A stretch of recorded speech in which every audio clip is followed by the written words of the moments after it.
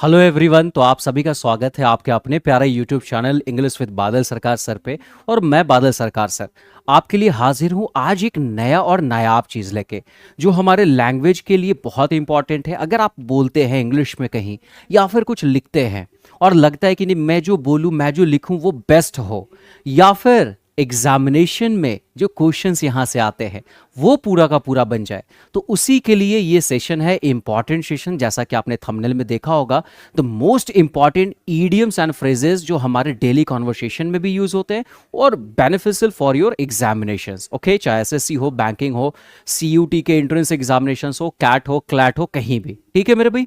तो हमारे सामने पहला वर्ड लिखा हुआ है एवर्ब बोर्ड। एवर्ब बोर्ड का मीनिंग होता है स्ट्रेट फॉरवर्ड, लीगल, ऑनेस्ट। मतलब सीधा सीधा बोल देना, कुछ छुपा के नहीं रखना। जो भी चीजें हैं लीगलाइज होंगी, कानूनी रूप से सही होना चाहिए, टेबल के नीचे वाला नहीं, ईमानदारी के साथ। तो उसके लिए हम एवर्ब बोर्ड का यूज करते हैं। अब आज इसे एग्जाम्पल से समझते हैं। She knows it shouldn't be kept a secret, she wants to keep everything above board. वह जानती है कि इसे सीक्रेट नहीं रखा जाना चाहिए, इसलिए वह चाहती क्या है कि मैं हर एक चीज को क्या करूं, लीगल रखूं, स्ट्रेट फॉरवर्ड रखूं, ओपन रखूं, ऑनेस्टी के साथ रखूं। नेक्स्ट देखो, बड़ा प्यारा सा वर्ड है, that is all years. All years मतलब सारे कान खरे। और सारे कान खरे कब होते हैं? जब आप किसी चीज को सुनने और जानने के लिए बहुत उत्सुक होते हैं, मतलब ईगर टू लिसन। एग्जाम्पल से समझिए। I was excited to hear about her plan. मैं बहुत एक्साइटेड था, मैं एक्साइटेड था उसके प्लान को सुनने के लिए। When she told me about it, जब उसने मुझे इसके बारे में कहा, आई वॉज ऑल ईयर्स, मैं पूरी तरीके से उसकी ओर ध्यान से सुनने के लिए तैयार हो गया, उत्सुक हो गया। भाई देखो, अगला लिखा है ऑल थम्स। ऑल थम्स का मतलब सारे के सारे थम्स। मैं बहुत ऑकवर्ड हूं, शाइनेस हूं।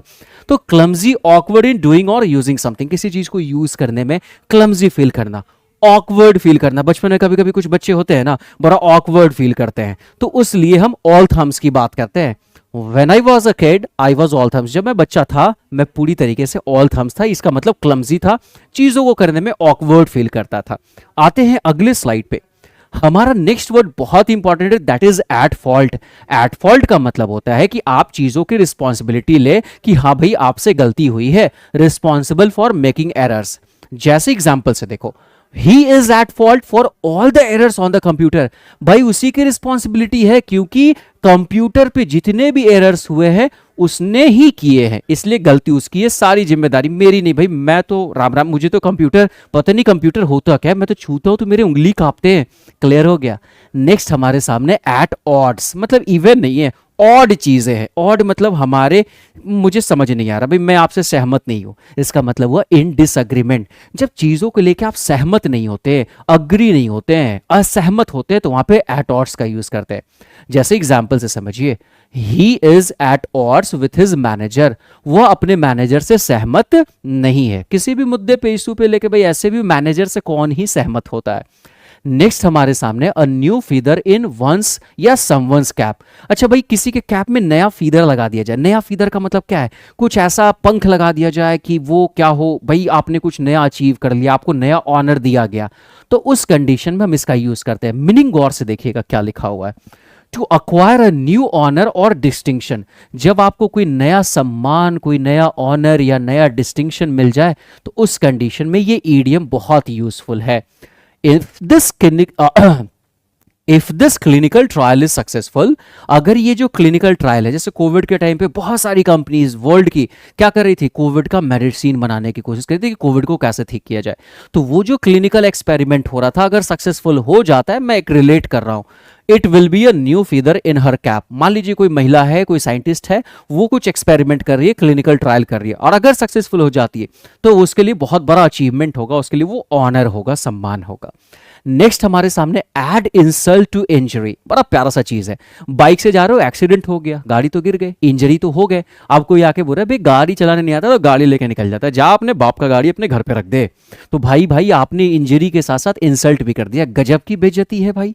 तो यहां पे देखो, to harm as well as humiliate, इसका मतलब एग्जाम्पल से समझते हैं। Breaking up with me was bad enough, but doing it by email added insult to injury. भाई साहब मुझसे तो ब्रेकअप कर ही लिया, और ब्रेकअप करना तो था ही बुरा, पर्याप्त रूप से इनफ था, बुरा था भाई साहब। उसके बाद भी क्या किया, but doing it by email, मतलब ईमेल भेज के कौन ब्रेकअप करता है भाई? ये तो एडेड इंसल्ट टू इंजरी हो गया। मैसेज कर देते, व्हाट्सअप कर देते, मिलके ब्रेकअप कर लेते, लेकिन नहीं, ईमेल के थ्रू आपको ऑफिशियली ब्रेकअप किया गया आपके साथ। भयानक बेइज्जती हो गई भाई साहब। आ जाओ आगे बढ़ते हैं। नेक्स्ट हमारे सामने लिखा हुआ है as fit as fiddle. As fit as fiddle का मतलब होता है कि जब आप बहुत फिट हैं, स्ट्रांग है, हेल्दी हैं, उसके लिए हम एज फिट एज फिडल का यूज करते हैं। जैसे I felt as fit as fiddle after a hot bath. अच्छा, मुझे बहुत हेल्दी फील हुआ, स्ट्रांग फील किया, कब? एक गर्मा गर्म बाथ के बाद, गर्म पानी से नहाने के बाद शरीर की सारे थकान दूर हो जाते हैं और आप क्या करते हैं? एनर्जाइज फील करते हैं, स्ट्रांग फील करते हैं।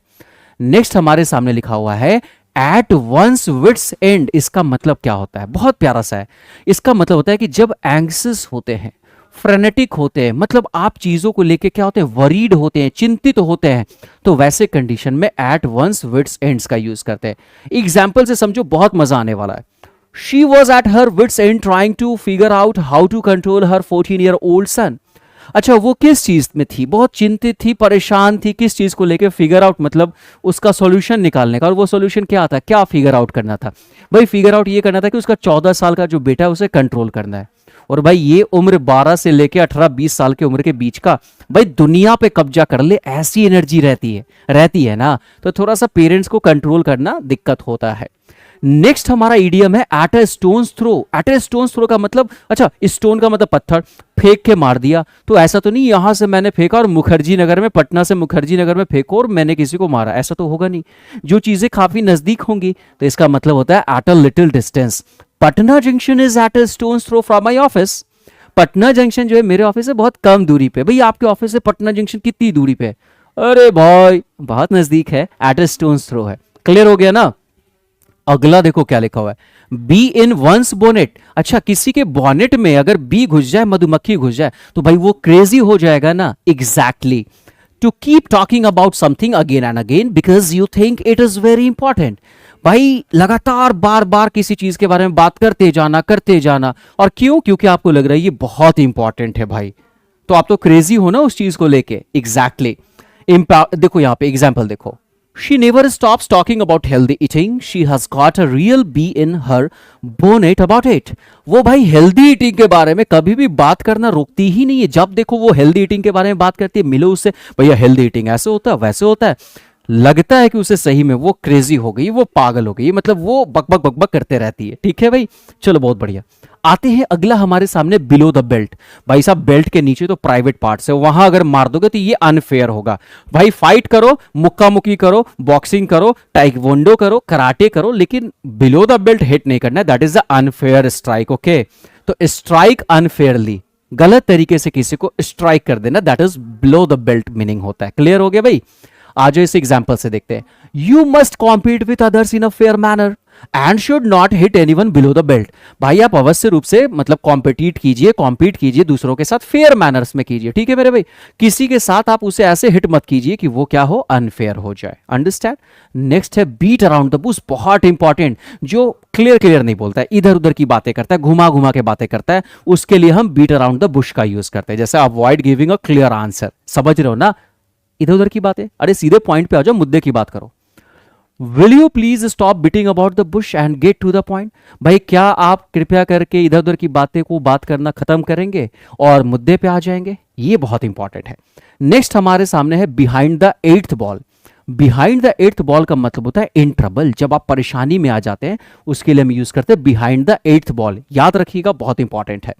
माई department is late on its deadline, we are behind the eighth ball. हमारा डिपार्टमेंट, जो मेरा डिपार्टमेंट है, उसको डेडलाइन मिला कि इतने दिन में ये काम कर लो, हुआ ही नहीं, लेट हो गए, तो भाई ऊपर वाले डिपार्टमेंट से तो हमें डर लगेगा, हम ट्रबल में आ जाएंगे। और आज का बड़ा प्यारा सा last but not the least हमारा इडियम है बाइट द डस्ट, मतलब डाई और डिसअपियर, मर जाना या गायब हो जाना। देखो, our old TV didn't work yesterday, कल हमारा पुराना वाला टीवी काम नहीं किया, I guess it finally bite the dust. तो हम, मुझे ऐसा लगता है, मैं गेस करता हूं, मेरी अनुमान है कि ये पूरी तरीके से क्या हो चुका है, खत्म हो चुका है, मर चुका है। टीवी तो मरेगा नहीं, मतलब वो खराब हो चुका है। ठीक है, so tell me how was the session. ऐसे ही बहुत सारे वोकैबुलरी मैं लेके आता रहूंगा। सुबह सुबह 9 बजे आपको पता है कि हमारे चैनल पे द हिंदू एडिटोरियल के वोकैबुलरीज आते हैं, पूरा डिटेल्स आता है। तो उसे भी कीजिए, इसे भी करते रहिए और कोशिश करूंगा आपके इंग्लिश लैंग्वेज को जितना ज़्यादा हो सके इंप्रूव कर सकूं। मेरे साथ बने रहिए। अगर सेशन अच्छा लगा होगा तो आपसे लाइक की दरकार है, कमेंट करके ज़रूर बताइएगा और चैनल पे नए हैं चैनल को सब्सक्राइब जरूर कीजिएगा और अपने दोस्तों के साथ शेयर कीजिएगा। अपना और अपनों का ख्याल रखिए, विश्वास के साथ मेहनत कीजिए और अपने मेहनत पे हमेशा विश्वास रखना है। Thank you everyone and all the best, take care. Welcome you all. तो लास्ट क्लास में हमने जहां तक ईडियम्स एंड फ्रेजेस देखा था, वोकैबुलरी के सेक्शंस में हमने ईडियम एंड फ्रेजेस को स्टार्ट किया था। उसके बाद का सेशन आज हम लोग स्टार्ट करते हैं। तो स्टार्ट हो जाइए। मैं बादल सरकार सर आपका स्वागत करता हूं। देखिए ध्यान से, हमारे सामने लिखा है blow one's own trumpet. Blow one's own trumpet का मतलब होता है टू प्रेज वन सेल्फ। जब खुद की प्रशंसा करना शुरू कर देते हैं, जब अपनी प्रशंसा बार बार करते हैं, उसके लिए हम इस प्यारे से ईडियम का यूज करते हैं। जैसे I hate people who are always blowing their own trumpet. मैं वैसे लोगों से हेट करता हूं, मुझे वैसे लोगों से नफरत है जो हमेशा क्या करते हैं, अपने बारे में तारीफ करते हैं, अपने बारे में बोलते हैं। बहुत प्यारा सा है, आप यूज कर सकते हैं अपने डेली लाइफ में। नेक्स्ट हमारे सामने है that is black ship. Black ship का मतलब ये होता है a family member with a bad reputation. एक ऐसा फैमिली मेंबर जिसका रेपुटेशन अच्छा नहीं हो, बुरा रेपुटेशन हो, उसके लिए हम ब्लैक शिप का यूज करते हैं। जैसे हमारे सामने लिखा हुआ है he has always been regarded as the black sheep of the family. उसे हमेशा कैसा रिगार्ड दिया गया है, कैसा माना जाता है उसे, तो फैमिली में उसका रेपुटेशन अच्छा नहीं है, खराब रेपुटेशन माना जाता है। तो बहुत प्यारा सा इडियम है, ये भी आपके एग्जामिनेशंस में बहुत बार पूछे जाते हैं और पूछे गए हैं। नेक्स्ट हमारे सामने ब्लो द विशल। भाई जब विशल हम बजाते हैं, सीटी बजाते हैं या फिर हम कुछ बोलते हैं, जो मन में आता है वो खुल के बोलते हैं। इसका मतलब एक्सपोज करते हैं चीज़ों को या फिर बिट्रे करते हैं। तो ऐसे कंडीशन में चीज़ों को जब एक्सपोज करना हो तो आप यूज करेंगे ब्लो द विशल। एग्जाम्पल से समझिए इस चीज़ को। Some employees say those who blow the whistle are harassed, punished and even fired. अच्छा, कुछ एम्प्लॉयज ऐसा कहते हैं कि जो इंसान, जो लोग भी ब्लो द विसल करते हैं, मतलब चीज़ों को एक्सपोज करते हैं, उनका हरासमेंट होता है, उनको पनिशमेंट दिया जाता है या इवन उन्हें फायर कर दिया जाता है। इसका मतलब नौकरी से निकाल दिया जाता है। ठीक है मेरे भाई। नेक्स्ट हमारे सामने लिखा हुआ है ब्रेक द आइस। बहुत प्यारा सा वर्ड है, बड़ा प्यारा सा ईडियम है। ब्रेक द आइस का मतलब होता है ओवरकम फॉर्मेलिटी और साइनेस विद अदर्स। जब दूसरों के साथ आपको शाइनेस वाला फीलिंग हो, भाई कैसे उससे बात करें, थोड़ा सा शर्मिंदगी टाइप की महसूस हो रही हो, बहुत फॉर्मल टाइप का सिचुएशन हो गया, तो वैसे कंडीशन को खत्म करने के लिए, ओवरकम करने के लिए हम यूज करते हैं ब्रेक द आइस। आइस को हमने ब्रेक किया, इसका मतलब जो हमारे अंदर का शाइनेस था, जो हम अंदर से जमे हुए थे, उसे हमने खत्म कर दिया। एग्जाम्पल से समझिए। He started the meeting by telling a joke. उसने मीटिंग को स्टार्ट किया जोक के साथ, मतलब एक जोक पहले कहा और फिर मीटिंग स्टार्ट करा। ऐसा क्यों किया? He was hoping the joke would break the ice. उसने ऐसा आशा किया था, उसे ऐसा लगा था कि जब मैं जोक क्रैक करूंगा तो जो भी फॉर्मेलिटी या फिर साइनेस है हमारे आपके बीच, आप मुझे नहीं जान पा रहे या फिर मैं आपको नहीं जानता, वो चीजें खत्म हो जाएंगे। क्लियर है? बहुत अच्छा। आ जाते हैं हमारे सामने नेक्स्ट कौन सा ईडियम्स है, दैट ब्रेक द न्यूज। बहुत प्यारा सा ईडियम है। ब्रेक द न्यूज का मतलब होता है टेल अ सरप्राइजिंग फैक्ट। जब कोई सरप्राइजिंग फैक्ट हो, जिस फैक्ट को सुनने जानने के बाद लोग सरप्राइज हो जाए, अरे ऐसा भी कैसे हो सकता है, तो उस केस में हम ब्रेक द न्यूज का यूज करते हैं। अब देखो इसका कैसा यूज किया गया। ब्रेक का पास्ट फॉर्म कर दिया गया। She broke the news and told him that she was going to move to another city. अच्छा, उसने एक ऐसा सरप्राइजिंग फैक्ट बताया कि उसने क्या बोला, एंड टोल्ड हिम, उससे कहा, किसी इंसान से कहा, that she was going to move to another city. वो दूसरे शहर शिफ्ट हो रही है, दूसरे शहर जा रही है। भाई अब टेंशन तो हो जाएगा उस बंदे को कि वो यहाँ से छोड़ के जा रही है, अब मैं इस शहर को कैसे छोड़ूं, क्योंकि हमारे बीच तो एक बड़ा अच्छा बॉन्डिंग है ना। तो उसने एक ऐसा फैक्ट बताया जिससे वो सरप्राइज हो गया, कोई इंसान सरप्राइज हो गया। अंडरस्टैंड? नेक्स्ट हमारे सामने है that is bid defiance. Bid defiance का मतलब होता है जब आप किसी के ऑर्डर को, कमांड को नहीं मानते हैं, जब आप उसको क्या करते हैं, डिसओबे करते हैं, तो उस केस में हम इसका यूज करते हैं। जैसे to defy, to disregard recklessly. Example से समझिए। The army is bidding defiance by going against the government. Army जो है वो क्या कर रही है, डिसरिगार्ड कर रही है, मतलब रिगार्ड नहीं कर रही है किसकी, गवर्नमेंट की। और वो कैसे भाई, उसके अगेंस्ट जाके, गवर्नमेंट में जो भी ऑर्डर दिया कि भाई आपको ऐसा काम करना है, आपको ऐसा नहीं करना है, उसके अगेंस्ट जाके उसने क्या करा, बिड डिफायंस कर दिया। किसने? आर्मी ने, पूरे ग्रुप ने। अंडरस्टैंड? नेक्स्ट हमारे सामने इडियम है burn a hole in one's pocket. अच्छा भाई, पॉकेट में जब एक होल बन जाए, छेद हो जाए, तो जो भी पैसे रखते जाओ वो धराधर निकलते जाएगा, गिरते जाएगा मेरे भाई। तो यही बात मुझे समझाना था कि ऐसे कंडीशन में इसका मीनिंग होता है money to be spent quickly. जो भी पैसा है वो बहुत जल्दी क्या हो जाता है, खर्च हो जाता है, हमारे पास से चला जाता है। तो हम यूज करते हैं burn a hole in one's pocket. अब इसे एग्जाम्पल से समझते हैं। The bonus he received must have burned a hole in his pocket. अच्छा, जो उसने बोनस रिसीव किया उसने क्या किया, उसके पॉकेट में होल कर दिया, मतलब बहुत जल्दी खर्च हो गया। अब भाई साहब ये कैसे हुआ, he ended up buying a car the next day. उसने अगले दिन क्या करा, इस तरीके के बोनस को खत्म करने के लिए उसने एक गाड़ी खरीद ली, और गाड़ी खरीदा तो सारे के सारे पैसे जो बोनस वाले थे वो एक बार में खत्म हो गए। क्लियर हो गया मेरे भाई, बहुत बढ़िया। आगे आते हैं, हमारा नेक्स्ट इडियम है बरी द हैचेट। बरी द हैचेट का मतलब क्या होता है, मेक पीस। मेक यानी कि ब्यूरी, बरी आप क्या कर रहे हैं, आप बोल क्या रहे हो भाई। जब आप लोगों के बीच शांति बनाते हो, पहले बहुत दंगा हो गया, चलो भाई अब क्या करते हैं, जो मनमुटाव है उसे दूर करते हैं, तो वहां पे बरी द हैचेट का यूज करते हैं। क्लियर हो गया। एग्जाम्पल देखना, क्योंकि आज के एग्जामिनेशंस में एग्जाम्पल्स के through he idioms and phrases पूछे जाते हैं मैक्सिमम केसेस में। और अगर लैंग्वेज बेस्ड करना है तो भाई इडियम्स और फ्रेजेस का यूज करो अपने सेंटेंसेस में, अपने कॉन्वर्सेशंस में, और उसके बाद देखना आपके भाई लैंग्वेज की तारीफ होने वाली है, ये मैं गारंटी देता हूं। Although we had gotten into a big fight last month, यद्यपि हमारे बीच पिछले महीने क्या हुआ था, बहुत भयानक वाली बड़ी सी लड़ाई हुई थी। उसके बाद देखो क्या है, we decided to bury the hatchet and become friends again. हमने क्या डिसाइड किया कि हम क्या करते हैं, शांति वार्ता करते हैं, अपने बीच की जो भी दुश्मनी है उसको शांति में कन्वर्ट करते हैं, और फिर से क्या बन जाते हैं, फिर से दोस्त बन जाते हैं। तो प्यारा सा इडियम है, याद रखिएगा। नेक्स्ट हमारे सामने bye hook or by crook. ये तो मेरा फेवरेट वाला इडियम है, इसे मैं रेगुलर क्लासेस में भी यूज करता हूं। इसका मीनिंग होता है बाय एनी मीन्स नेसेसरी, मतलब चीजें नेसेसरी है और किसी भी तरीके से मैं करूंगा या आपको करना पड़ेगा। एग्जाम्पल देखो, I will be there by hook or by crook. मैं वहां होऊंगा किसी भी कीमत पे, चाहे कुछ भी हो जाए मैं वहां होने वाला हूं। भाई बारिश हो जाए, तूफान आ जाए, भूकंप आ जाए, सुनामी आ जाए, कुछ भी आ जाए, वोल्केनिक एरप्शन हो जाए, ज्वालामुखी फट जाए, पृथ्वी फट जाए, मैं तो आ रहा हूं किसी भी कीमत पे। क्लियर है। तो बहुत प्यारा सा इडियम है, ध्यान रखिएगा इसका। नेक्स्ट हमारे सामने by the skin of one's teeth. बड़ा प्यारा सा चीज है। अच्छा एक बात बताओ भाई, टिथ की बात करी गई है और ये स्किन की बात की गई, इसका मतलब क्या है, दांतों पे कोई स्किन होता है क्या। बेसिकली अगर मैं कहूं by the skin of one's teeth, तो मान लीजिए इसको ऐसे समझिए कि किसी टिथ से, दांत से मैंने किसी का स्किन नोच डाला, तो भैया क्या करा, बड़ा एकदम स्लाइड सा, उसका हड्डी नस नहीं, बस छोटा सा स्किन नोचने की बात है, उखाड़ने की बात है। मतलब वो चीजें क्या है कि खून भी नहीं निकला, स्किन भी मैंने निकाल दिया, बहुत मार्जिन कम होगा। इसका मीनिंग होता है by a very small margin, मतलब चीजें उस मार्जिन, मतलब कि उन चीजों के बीच डिफरेंस, अंतर वो बहुत कम होगा। जैसे एग्जांपल से समझिए, our team won by the skin of our teeth. इसका मतलब हुआ हमारा टीम जीत तो गया लेकिन बहुत कम मार्जिन से जीता भाई साहब। अगर थोड़ा सा भी क्या होता, गड़बड़ाता, भाई एक बॉल बचा था और मेरे को 3 रन लेने थे, किसी तरीके से मर मुरा के हम जीत गए, तो वैसे कंडीशन में by the skin of one's teeth का यूज करेंगे। Got my point, very good. Next हमारे सामने लिखा हुआ है call on the carpet. Call on the carpet का मतलब क्या है, रेप्रीमांड। अब एक बात बताओ, रेप्रीमांड का मतलब क्या होता है। अगर आपको नहीं पता है कोई बात नहीं, बहुत बार ऐसा होता है कि आपको वोकैबुलरी वर्ड्स नहीं पता है, तो सेंटेंस की खासियत ये होती है कि ये अपने आप में बता देता है कि भाई साहब इसका मीनिंग कमोबेश ऑलमोस्ट क्या होने वाला है। Understand. He was called on the carpet for losing all the financial statements।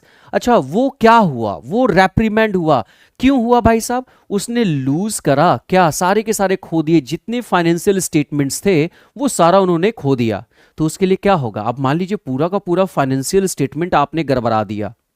बात समझ में आ रहा है कितनी बड़ी बात हो जाएगी, एक साल का जो भी खर्च था, इनपुट आउटपुट प्रॉफिट, सब का सब स्टेटमेंट गायब। तो भाई आप क्या करोगे, पार्डन करोगे।